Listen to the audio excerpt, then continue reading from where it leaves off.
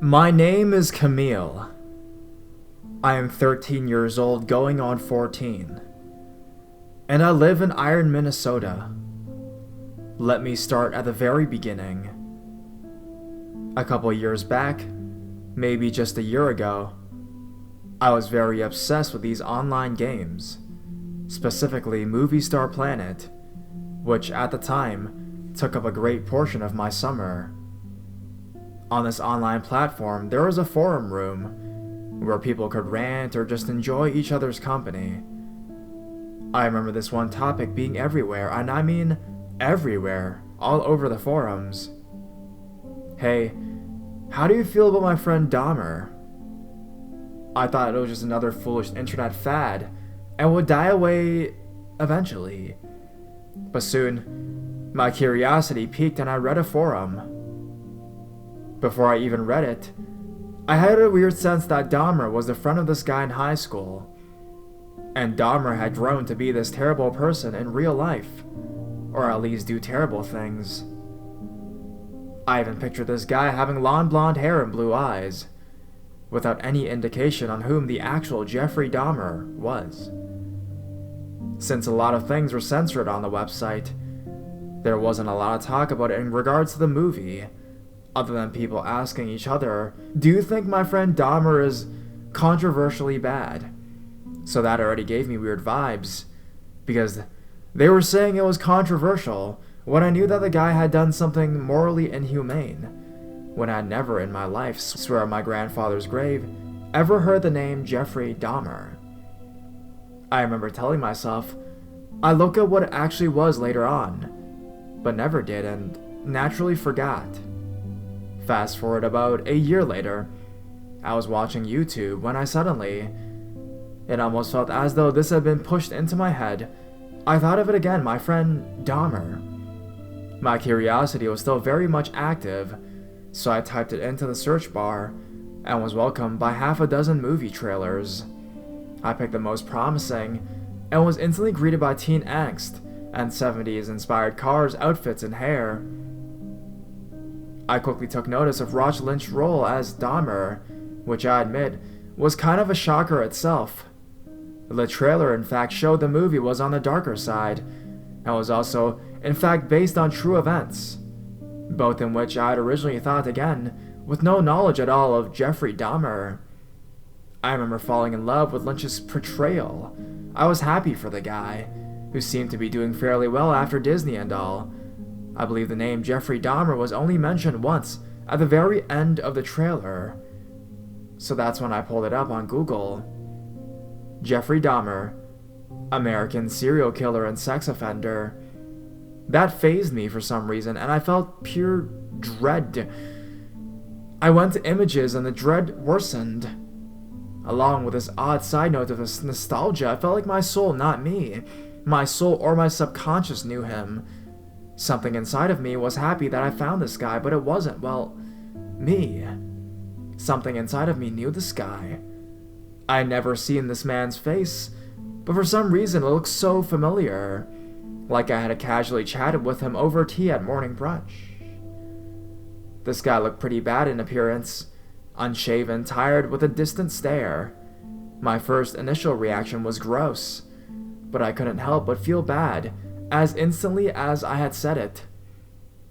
All of it felt so unusual, something I have never felt before, like this instinctive wave, like this flood of emotion, which, despite seeming so foreign, made perfect sense to that thing inside of me.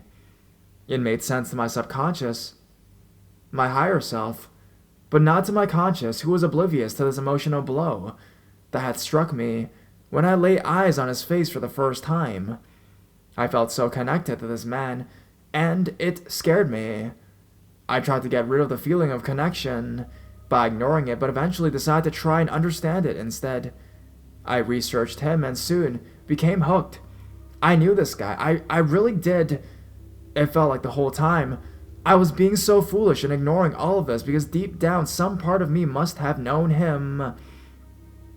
I noticed that I didn't see him as a serial killer at all. Yes, he did horrible things, but he was in no way evil. He didn't get power over killing his victims. He just hated the idea of loneliness. In fact, he was more of a miserable, sappy, depressing person than anything else. Just a totally sad person with little self-control. He didn't enjoy killing anyone. The goal was to have complete dominance over someone sexually. Killing was never his first option. He went through many ways to try and get rid of his dark fantasies. He wasn't a careless person, he cared, and that's why he tried to stop himself and find ways to stop. But he was also battling himself. He could never kill someone unless he was drunk himself, which says a lot about how he felt about it. I do not support him. What he did was unforgivably wrong, but he was in no way a Richard Ramirez. People have told me I understand him better than anyone else could, which makes me proud but afraid as well. I noticed that I had been experiencing abnormal things. At first it started out with cold spots and just random breezes of freezing air. I know it wasn't my breath because I would breathe again and see if I felt any cold air. I am also in the basement, so there are no windows that I can open willingly. Then it progressed into somebody stroking my cheek while I was writing my novel on my laptop. My hair was pulled back completely. I tried dismissing all of this, but eventually I went on to have a dream of a place that was completely white, with this glowing aura, and Jeffrey Dahmer was there. I don't quite remember what he said, but he was really upset about something, and I was concerned. I explained, not using Dahmer's name because she is unaware of this, to my mother, and she said that it might have been heaven. I was confused and didn't really believe it, but kept it in mind. Then I finally decided to get a spirit box app, and when I asked who I was speaking to, it replied with Jeff. At this point, I was very freaked out and kind of confused. I had also seen orbs moving around, which my best friend had pointed out one day, along with the cold spots, when she came over before I had told her anything about this. I thought it was only my eye floaters every once in a while. Then the light incident occurred. I have these Christmas lights hanging in my bedroom. Everything occurs in my bedroom. And I have one of those foam towel ceilings, so they often have gaps and such. My lights had fallen in front of my door, and it made it impossible to close the door. I was also too short, 5'2", to put them in between the tiles so they wouldn't get in the way. One day in particular, I had gotten very angry and I cursed out about the lights when I had to use the bathroom very bad. My family was going grocery shopping, so we all left the house. I came back and noticed my door shut. I was the last one out of the house and hadn't shut the door when I had left. The lights were neatly folded between the tiles, so they wouldn't get in my way. I tensed up. I felt this strange euphoric feeling of love radiating from someone watching me that I couldn't see. But they had done this just for me. I went from afraid to flattered and thanked whoever it was. At this point, I began thinking it was Jeffrey Dahmer. I had no known relatives who had died who were taller. Jeff Dahmer, in fact, was about 6 feet or 6'1".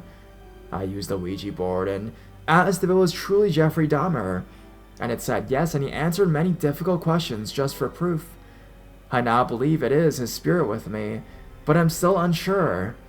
The Spirit Box app I use even talks in that same distinguishing way he does, saying folks and baloney.